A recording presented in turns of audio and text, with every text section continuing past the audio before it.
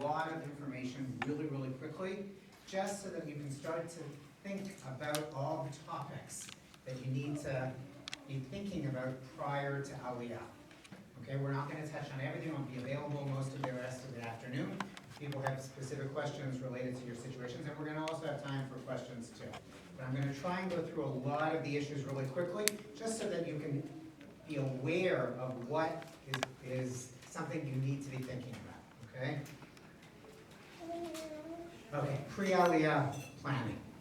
Okay, pre-Aliyah means, right, that things that you need to put in place before you make Aliyah. You want to be thinking about your housing situation, both right here in the United States. Do I keep my home? Do I rent it out? Do I sell it in order to get the proceeds so that I can buy in Israel? Right? Do I have multiple properties that I have to deal with? Or do I have other financial or other physical assets that I need to be already planning how I reduce my dependence here in the United States? So it could be it's related to a business. It could be that it's a building or an asset or something that I want to lessen my dependence to that asset here in the United States. And so I have to start thinking about that prior to Aliyah. Obviously, employment is a major issue. Right? Am I going to keep my job? It's very, very different post-COVID to what it was going back decades. People, when they made Aliyah, when I made Aliyah in the 90s, there was no thought to keeping your job. But now people can keep their jobs and they can continue to work even when you make Aliyah, which is amazing. If you can transition your finances and keep your job here in the United States, if it's at all possible, you should definitely be thinking along those lines. Okay? Because not only can you keep the security of having your job here, but you can also have an American salary. Because the salary in Israel might be less than what your job might be here. Okay? But you have to plan that out. Right? If your company is involved with, is comfortable, let's call it, with having telecommuting, people telecommuting, so then, great, that can work out. But it could be that they don't want to set up a presence in Israel, so they might not. So you might have to switch an employer before you make Aliyah in order to be working for someone who will let you transition your job to Israel. Right? Things like asset management. We're going to talk a lot more about asset management, but I have assets here in the United States, whether they're in retirement savings accounts or whether they're just regular, financial accounts. Do I keep those or do I start moving them over there? Right? Same thing like mentioned in terms of businesses or other investments that you might have and things like life insurance. Those are all going to be part of your financial plan.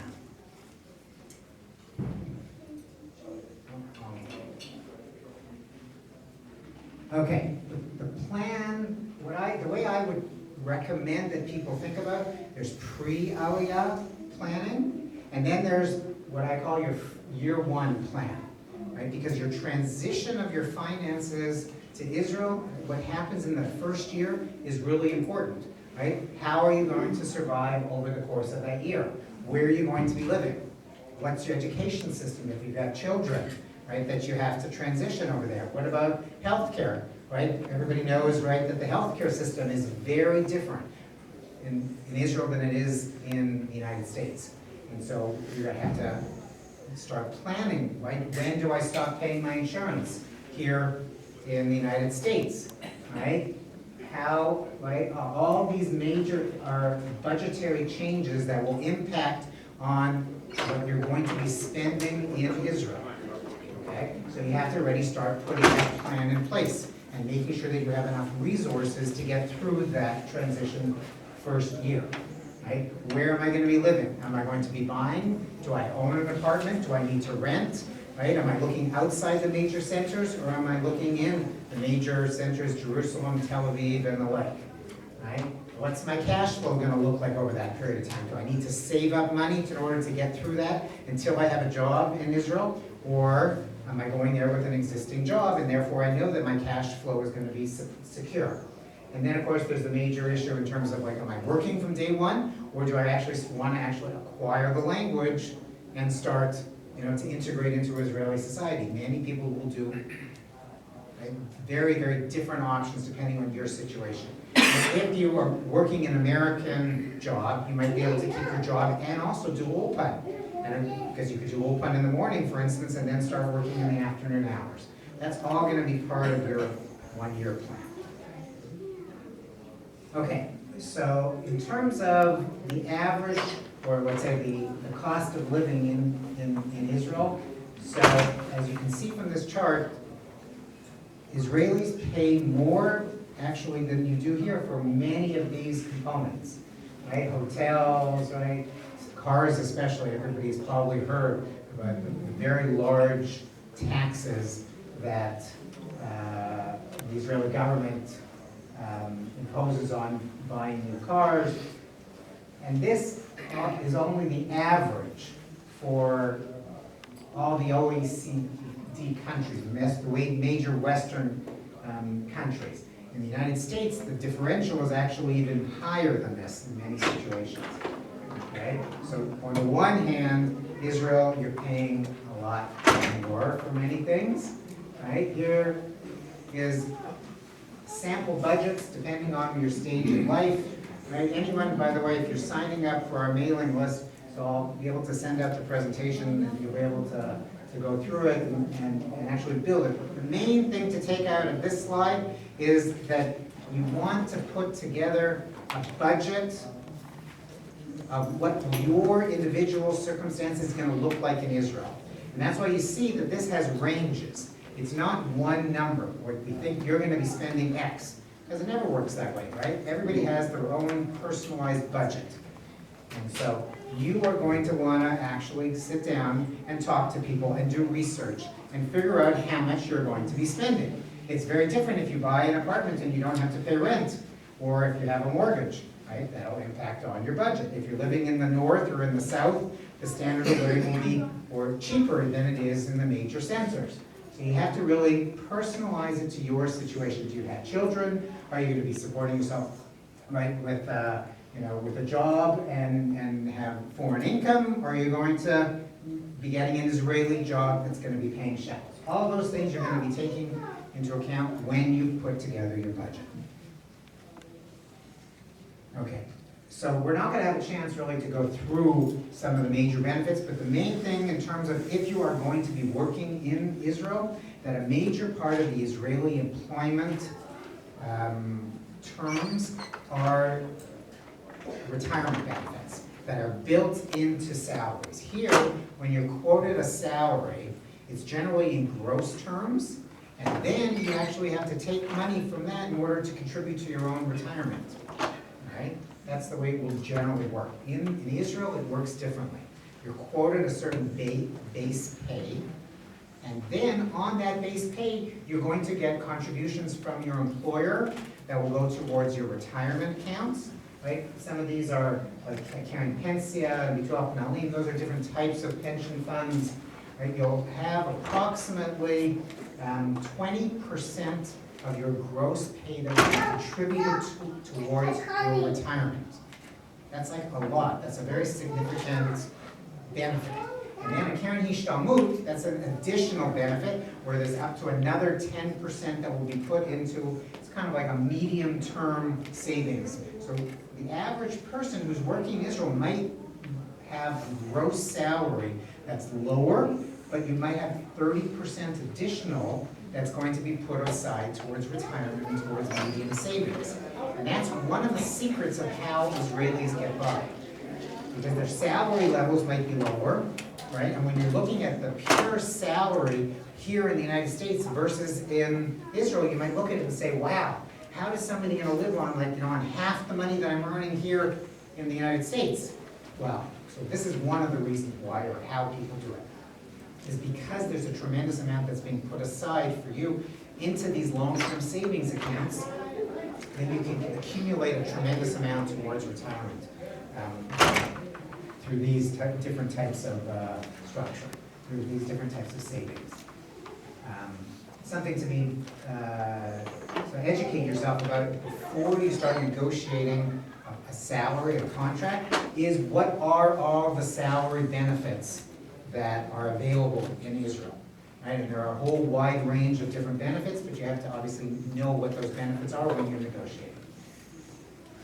Okay, when you're making aliyah in retirement, so I would recommend that people put together a retirement plan. That's going to look at what your budget is, that's going to project what your expenses are, go through your housing projection, where you're going to be living, what the lifestyle, right? The lifestyle decisions will include things like how often do I need to plan to travel back to my home country? You might have family here that you want to come back and visit. You might have parents or children that you're supporting, that you need to build that into your budget.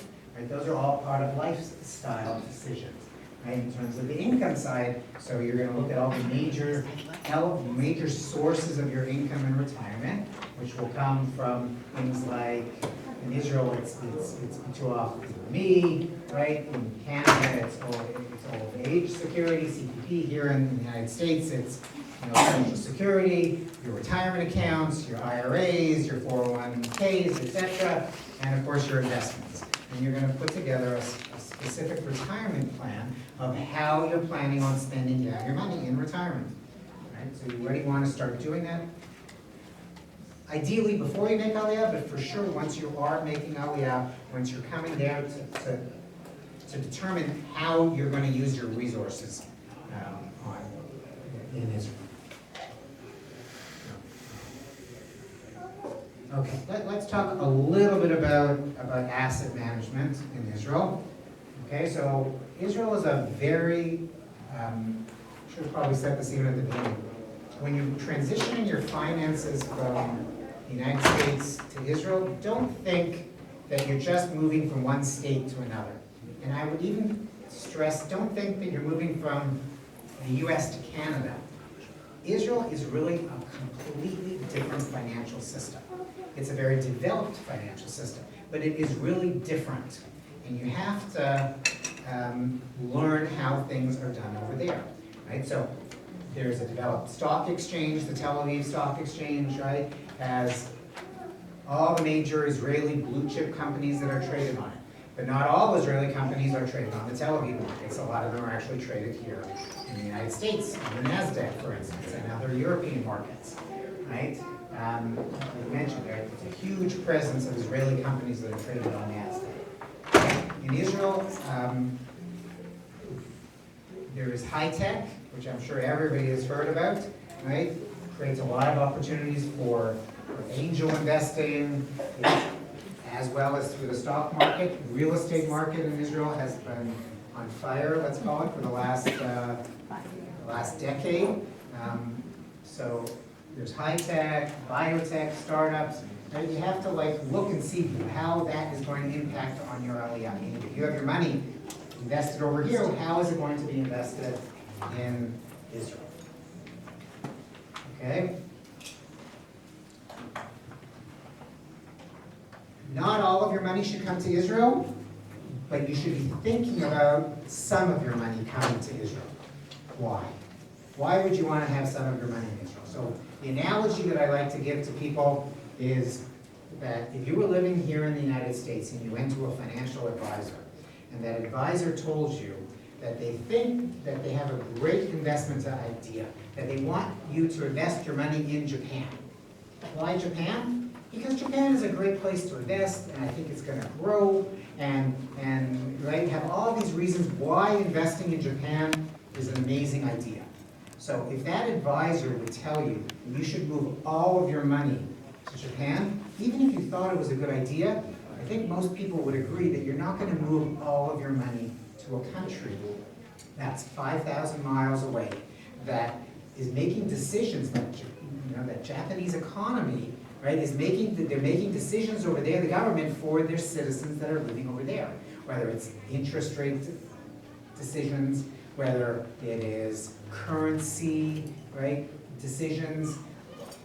All of the regulatory environment is going to be focused on the local citizens in that country. And not only that, but what happens if I would have my money over there in Japan, and then all of a sudden there was a major financial event and they closed off the ability for people to take out money from that country? Would you want, as an American, to have all of your life savings in Japan? You wouldn't. So think of it in exactly the same analogy as if you're going to be living in Israel. Do you want to have all of your assets in a foreign country? Now, I know it's the country that you're here right now in, and that you might have been living in, for instance, your entire life. But that doesn't mean you want to have all of your financial assets here in the United States because of those same reasons that I mentioned about Japan. Because in Israel, you're going to want to be connected to what's happening locally. You're going to want to have your money invested in savings that are tied to the local interest rates, to the local inflation. You're going to want to be able to go into your local branch to be able to access money in the court in the event of an emergency, right? So I'm not going to give you a specific number because there is no number of what percentage of your assets should come to Israel, but you should realize that the majority of people in the world have a high percentage of their assets in the local currency, in the local country where they live. And that is the same in the United States, and in Canada, and in Germany, and in the UK. So Israel happens to be like a melting pot where we are really connected with economies around the world and currencies around the world. But you are going to want to consider bringing some of your money to Israel. And if you do that, so then you're going to have to transfer money to Israel. And two main ways of transferring money to Israel is either directly through your bank, means from your bank account here in the United States to your bank in Israel. That's the safest way to move money, but it's also the most expensive way to move money. Because the Israeli banks, as you might have heard, are relatively expensive, and they'll charge for money coming in. It's not like just moving your money from one branch or one bank over here to another bank over here, where you can basically move your money seamlessly. Over there, there's going to be a cost involved when you move money internationally. Okay, the second way is through money changers. There are organizations, financial institutions that are predominantly money changers. That means that they convert currency. And if you work through them, so you're going to be making a third-party transfer to them, and then they're going to convert that money and then move it to your bank account in Israel. The advantage is that it'll be cheaper. You'll generally get better rates than you will by moving money directly to your bank. The problem is that you're also taking a little bit more risk by moving your money to a third party. So you want to only work with really very high quality, reputable firms, because things can happen. I've been in Israel for, again, many years, and I've seen over the years 2 separate money change companies that have gone bankrupt in the middle of transactions, meaning like overnight, and people have lost money. So it's a risk. It's a very, very tiny risk. But if you want to be really, really secure, the securest way of doing it is moving it directly from your bank to your bank. Directly from your bank here to your bank in Israel. Okay? We talked a little bit about diversification, right? That's, again, the reason why you want to have some of your money invested in Israel.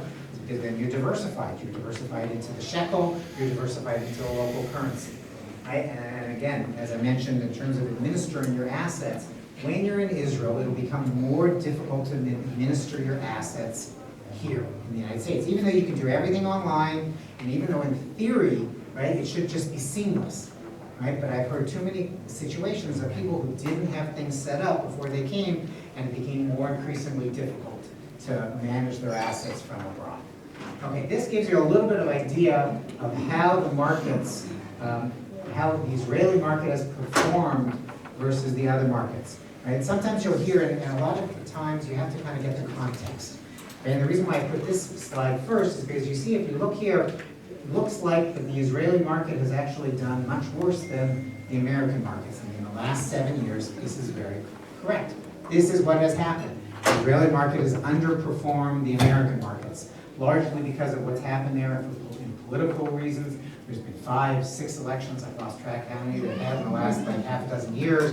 We had COVID, which Israel didn't recover from, at least not the financial markets, as quickly as the American markets did. And we've, of course, had the last year, right, a major war. But if you look a little bit further back, right, so this, well, actually, this is the same. This goes back to 2000. And this is the Tel Aviv 125 index versus the S&P 500. And you'll see that they're actually very comparable over this longer period of time. So a lot of it depends on when you invest, right? Over the last 10 years, the American markets have done much better than the Israeli markets. But if you look over a longer period of time, so the Israeli markets have done actually very, very comparable. Okay, in recent months, the Israeli economy has been downgraded, the credit rating has been downgraded. A lot of that I feel is political, and it's not true, it's not real. Even in the third quarter, right, if anybody follows the news, the Israeli economy in the middle of one of the most significant military events, right, over the last 50 years grew by 3.6%. Unemployment is at all-time low in Israel right now. Inflation is a little bit higher than the target of 1 to 3%, but it's still not bad at all. And yet they reduced the credit worthiness of Israel. But they're talking about increasing it already as soon as they started the ceasefire discussions. So Israel has never defaulted on any bond that it has issued since the establishment of the State of Israel. And here you get to see a little bit in terms of what's happened with the currency. This again goes back 20, 25 years. At one point in time, the shekel was worth 4.8, right? The dollar was worth 2 shekels, 4.8 shekels to the dollar. And over the last decade or more, you see that the basic trend has been that the shekel has been strengthening.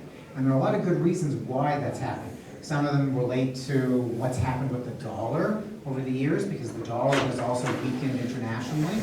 And it also relates to what's happened internally in Israel over this period of time. Right? Why does the currency strengthen? There's many, many reasons. But when there's a balance of payments, a strong balance of payments that people want to get the shekel, or they need to buy shekels, so that causes the currency over long periods of time to strengthen. And that has what has been happening now for decades. It's related to some of the gas and exploration that they've discovered major deposits, and they've now exported that gas, and that causes the currency to strengthen. There's also, in terms of the investment market, right, I've mentioned before, in terms of retirement savings, a large part of the Israeli economy goes into the retirement savings accounts. 20 to 30% of all their wages go into these accounts. And if they're buying foreign investments, so that also impacts on this. But you can see that there's been a basic trend. It's unbelievable. If you look there on the far right, when the war started a year ago, the dollar spiked to over 4 for a very short period of time, and then it went back down, and it's pretty much at the level that it was prior to the war, which, if you think about it, is like really unbelievable. A small country like Israel that has been able to do what it's been doing over the last year and yet stay financially secure, it's really unbelievable. Okay, so what about the difference between investing in the market, which we talked about a little bit in terms of how the Tel Aviv Stock Exchange is done, versus investing in real estate? Okay, this here shows a little bit about how the real estate market has performed versus the stock market. Right? You see there, the top line is the Tel Aviv 125 index versus the housing market. So even with the housing market on fire, let's call it, over the last 10 or 15 years, where it's been going up by about 4 to 5% a year, it still hasn't actually kept up with the pace of the Tel Aviv stock market. Okay, here, this looks at 20, 15, 10-year periods of time and compares the Israeli housing market versus the stock market versus the bond market. Right? It has generally been better to be in the stock market than in the housing market. But of course, right, when you're in the housing market, you actually have a place to live in. So that's also a major advantage. Okay, here again, you get a sense of what's happened with the housing market. I know it's a major concern for Olim getting into the market and being able to afford, right, to buy. It is a big question whether or not to buy or whether or not to rent. Okay? There's something that's called the rent to value ratio. Okay? That means how much it's going to cost me to rent something right, the valuation of that house or that apartment. Okay? In the United States, the rent-to-value ratio, depending on which city you're in, can be anywhere from 6 to 10 or even 12%. It means you're going to be paying that much in rent for the value of a property. In Israel, it's much, much, much lower. That means it's only going to cost you between 2 to 3% to rent a property. Pardon me? Of what the value? Of what the value of that property is, correct. So on the one hand, right, that makes it much more attractive to rent. Because you can buy, you can either buy, you can be renting, you can be living in a property that's much more valuable and only pay a much smaller amount of the value of that property. Right? Is that established by the government? It's not established by the government. So whatever It's a it free only market. wants to do. Pardon me? But it's a major consideration that people do have to think about. So what you're saying is, let's just take 500,000, because I can do it off the top of my head. You're saying the rent would be less than 2,000, actually. I mean, no, did I do that right? You're Yeah, I talking did. like in dollars? Yeah, So. That's so crazy. Let's work out, it. If it's 2% Yeah. of $500,000 is $10,000. On a yearly basis, it would cost you $10,000. for rent. On rent. Why would anyone invest in property? Because you get kicked out anytime Because- somebody. So why would you invest? So if you're renting, sorry, if you're buying That's crazy. property there, Okay, okay, and it's going up Yeah, by okay. 4 to 5% a year. That's true. And then you're also earning 2 to 3% rent on it, and you want to have the stability of knowing that I'm going to be able to live in this Yeah, place yeah. for decades. So that's the main reason why people Wow, buy. that's crazy. Okay, this again, just looks at different price levels and what's happened over the last 7 or 8 years. Okay, and you were asking specifically about exactly this, meaning, do I sell the home that I live in over here or not? Right, some of the reasons to sell would include, right, if you have a home that you have here in the United States, it might make it easier for you to come back. The psychology of owning and not being able to really move there and totally releasing yourself. Right? If you have an apartment, property abroad, it'll be more time consuming and stressful to be managing your property from a distance. Right? It's going to cost you more money with management fees, and there could even be some residency issues if you continue to have a property here. The major reason that people sell their property before they make Aliyah is to be able to afford to buy something in Israel. That's the main reason. Right? And then, of course, the fallback option, right? If you don't want to sell, right, and because you're not 100% clear that you're going to be staying here, staying in Israel, so then by not selling, it gives you the ability to come back and reintegrate into your community. Although, as I mentioned, it's got, it's both sides of the coin. On the one hand, it might make the transition easier on the way back. On the other hand, it makes it more difficult to commit. What do the mortgage rates in Olim have special? So there are some very, very small Oleh mortgages that used to be beneficial, and they probably are actually a little bit beneficial right now. When interest rates went down, so the Oleh mortgages basically stopped being used because the interest rates were lower than what the government mortgage rates were. But they're not usually a major factor in how much you're taking out because they're not a very large amount. And they end up being 4 or 5 and 4.5% in that range, but they're not a major factor generally. And the free market mortgage rates in Israel are? Right now, it depends on if it's floating rate, if it's index linked, if it's fixed rate, for how many years it is, but it'll be in the range right now between 4.5% and 6%. Is it common to buy tabo in Israel these days? It's not common. 90% of land is not tabu. Tabu is a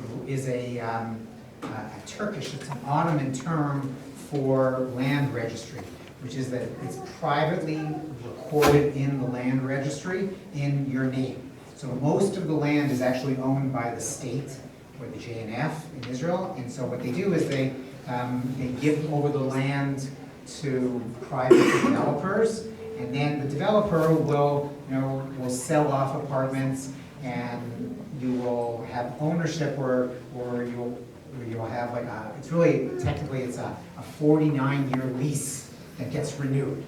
So it's not recorded directly in taboo, but, so most of the land isn't there, but it doesn't really make a big difference anymore.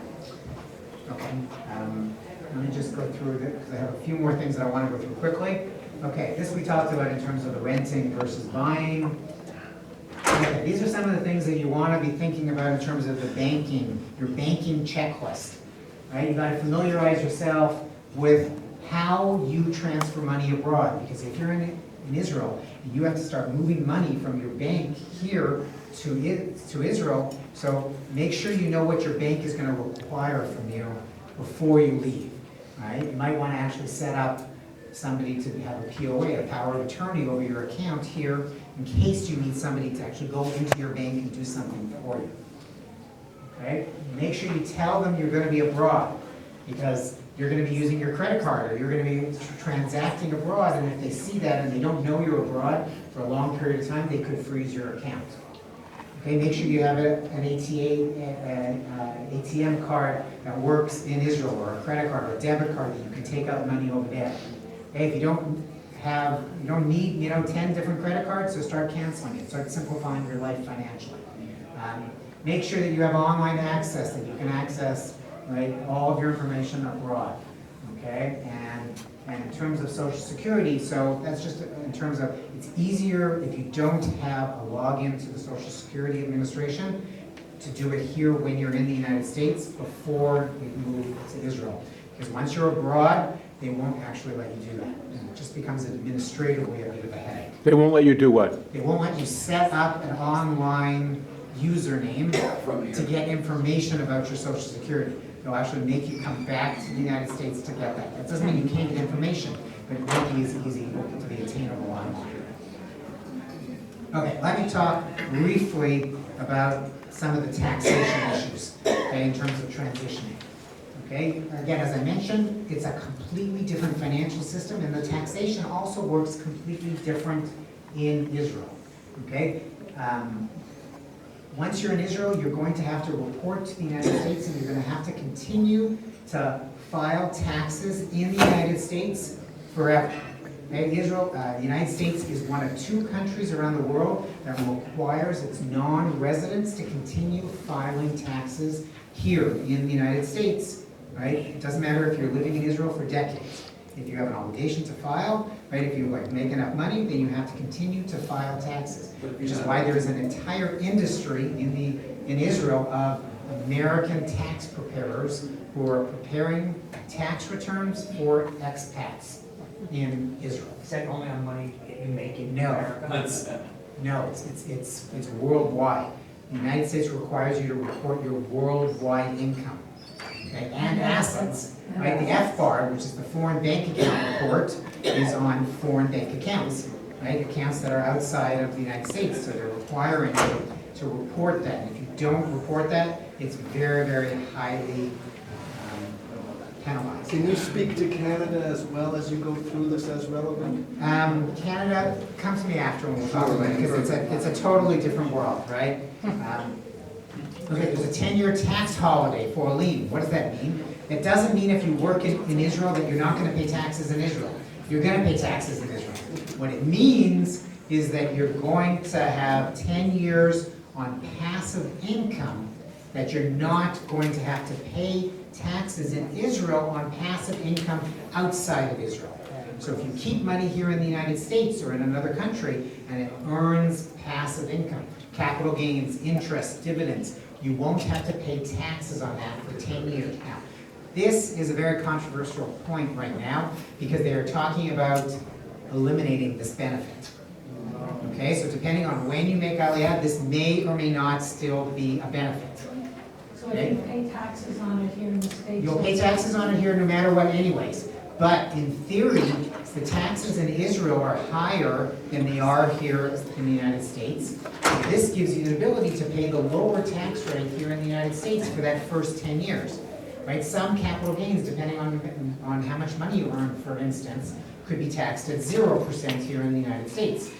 So in Israel, you're going to be paying a flat tax rate on capital gains, on dividends, on interest. right? 25% is the flat tax rate on capital gains. Dividends are, depending on what type of dividends and interest, it could be 15%, some of them are 10, 15, 20%. In Israel, things are taxed on the real gain. That means that after inflation, you're paying taxes. Here in the United States, it's nominal gains. That's also a major difference. Does that include active income, like if you're working? Okay, so I have this I've been mentioning right now about passive income. Active income in Israel is taxed on a graduated level. There's a graduated tax rate, right? And you get a certain amount of tax credits, which will reduce the amount of taxes that you're paying. Okay? If you're working and earning active income in Israel, so you're gonna pay taxes at source in Israel. That means your employer, or if it's passive income, the bank where they're holding your assets is gonna take off taxes at source and remit that for you to the Israeli government. So you don't necessarily even have to file a tax return in Israel. But in the United States, you do. So what you're gonna need to have is you're gonna need to gather all that information from your employer. They're gonna give you a summary of all the taxes paid, or if it's an investment account, they'll give you a summary of all the taxes that you're paying, that you've paid over here, or over there in Israel. And then your accountant is gonna use that to pay taxes and to file for you here in the United States. Okay?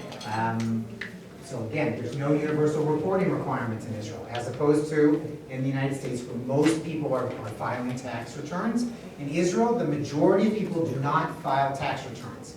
Unless you have a significant amount of investment income, or unless you're self-employed, or if you have a sensitive government position or the like, you're not going to be actually filing tax returns, because it's taken off at source by your employer.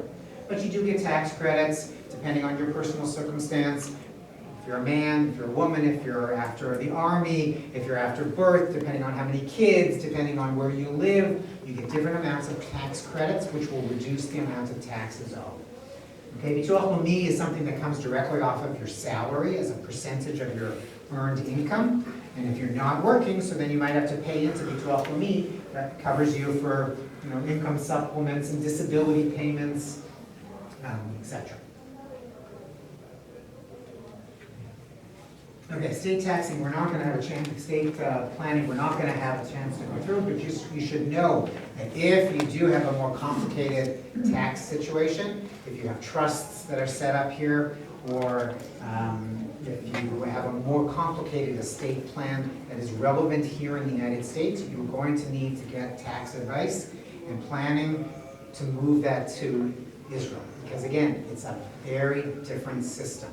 The trust law in Israel is not as developed as it is here in the United States, but now you have to take into account that you are a citizen of multiple states, and they have different laws, and they might actually have conflicting laws.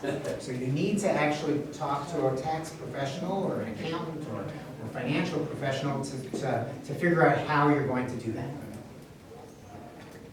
Okay, insurance also. Insurance is the type of thing that is generally built in terms of, I'm talking about life insurance, is built into your retirement savings accounts in Israel. Here in the United States, it's very uncommon that you have your whole life or term insurance that's built into a retirement savings account. But in Israel, it's very, very common. So you're going to look at what you're paying right now. You're going to make sure that you can afford to continue paying that insurance when you make Aliyah. You're going to make sure that your policies are valid, right? If you have, let's say, long-term care or health care policies, right, that might only be valid if you're living here in the United States. So you're not going to want to continue to pay into those types of policies if you're living in Israel. Okay, Medicare is a major issue in terms of like, if you're really going to be living in Israel and you're going to be there most of the year, so you probably don't need to continue to pay into your insurance over here in the United States. However, if you're spending half of the year here or a significant amount of the time here, you might want to continue paying into your local insurance. Okay, again, it's a very different system. The way insurance is structured there is different, right? So there's no whole life insurance. There is no whole life insurance product at all in Israel, so you have to think about it. Do I need something like that? So look into those things before you make Aliyah. Okay, and then the last thing I'm going to give you just a couple quick tips where in terms of transitioning your finances. Okay, one is you have to realize when you're moving to Israel, it's, as I mentioned, it's not like moving to the state across, the border, across the line here. It's a completely different system. So you really have to realize you're moving to the Middle East. And everything is negotiable in Israel. Absolutely everything. It doesn't mean you're going to be successful in your negotiation, but you have to try to negotiate absolutely everything. And I'm talking about, like, I can tell you, like, we don't have time, I can tell you all these funny stories about, like, in the grocery store, like, you think the last thing you do is, like, you can negotiate in the grocery. Yes, you can actually negotiate with the butcher, for the meat prices in theory. Or if you walk into the shuk, right? If you walk into a bank, right? How many times here do you walk into the bank and you really negotiate? In Israel, you have to negotiate with the banks because that is part of the culture, right? It's like the one thing that you can't negotiate over there is the thing that you most negotiate over here. What's that? A car. Here, right? Everybody, you negotiate, right? There, you walk into a dealership, it's like that's the list price, that's it. It's like the only thing that you can't negotiate almost, right? But it's a very different culture, right? But you have to realize that if you don't walk into a store and ask for a discount, to a certain degree, you're paying more than what you actually need to pay, okay? When I say finding a guardian angel, that means find somebody, a friend, family, advisors, professionals who can help to guide you. You're not doing something from scratch. Right? People have been doing this for years now, and people have lots of advice, and they're willing and they're open to giving over that advice to people. So find people who can lead you through the way. They get the education, right? Something that I did, I wrote this book probably right now 12 years ago, Financial Guide to Aliyah. About 5 years ago, 6 years ago, we put it online. So I just have a few copies of the actual physical book here. But all the information is available online, right? And you can get a tremendous amount of information by just talking to people and investigating things. The OLED discounts, talking to Nefesh staff, understanding all of the different things that you need to as it relates to your specific financial plan. And if there's one thing that you come out of this like brief lecture, is just you should personalize your aliyah and come up with a financial plan of how it's going to work for you. Okay? Again, tracking expenses. Why is that so important? Because you're going to be moving your finances and your whole life over there. There's going to be so many moving parts. Everything is like moving. It's hard to keep track of things. So I often recommend to people that you just track things, especially at the beginning, to understand where your money's going, how much you're bringing in, how much is going out, just so you have some stability. Otherwise, you wake up 12 months or 18 months after Aliyah and you realize, wow, where did all my money go? I didn't think I was spending that money. It just goes through your hands because you're setting yourself completely up from scratch. Buying new furniture, setting a lift, buying a car, all these things take a tremendous amount of money. And if you don't have a clear idea of where all that's going, it's just harder to keep track of. Right? I recommend that you create a list of where all your accounts are, all of your policies, whether it's insurance policies or other policies, that you just want to have all this information available so that you can really manage the process. Right?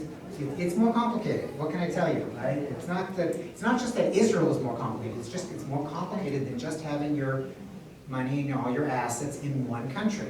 Now you're going to be an international citizen, and there's some complications. Okay, so as I mentioned, this is the book that's available, and this is the website that's online. We've been sending around for anyone who's interested. I have a mailing list as well that I send out articles every month that we write and information. And you're also more than welcome, obviously, to go into the website and to read all about it. If there's any other questions, please. So, if I work in America for 4 months of the year, do I have to pay tax on that income in Israel? Within the 10 years, the way it's structured right now, any income that is earned outside of the state of Israel, you do not pay taxes in Israel during that 10-year transition. Okay, that's the way it is right now. If I go before the changes. Correct, correct. Okay, but if that income was earned in Israel, even if you're working for an American company, but you are physically in Israel, so then that's taxable in Israel. And does, vice versa, if the income I make in Israel, I'm filing a tax return in America, are they gonna charge me tax on top of what I pay? They're not gonna charge you double taxation, that's why you're gonna get an accountant who can file in the United States, who will know and will be able to use all the information, because in Israel, right, you're gonna have taxes withheld at source. So you're gonna be paying taxes there, and generally the tax rates, the marginal tax rates are higher on earned income in Israel. So you'll end up not having to owe the American government anything more, because you already paid the Israeli government more than what you would owe to the US government. But if I don't work in Israel, do I have to pay into Social Security, Medicare?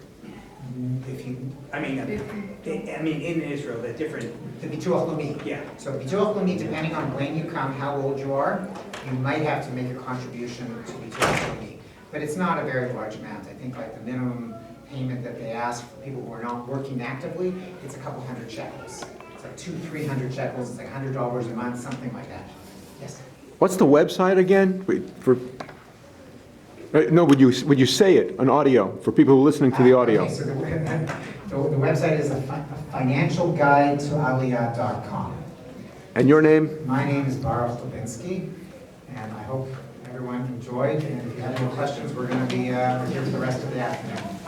Thank you. Thank you.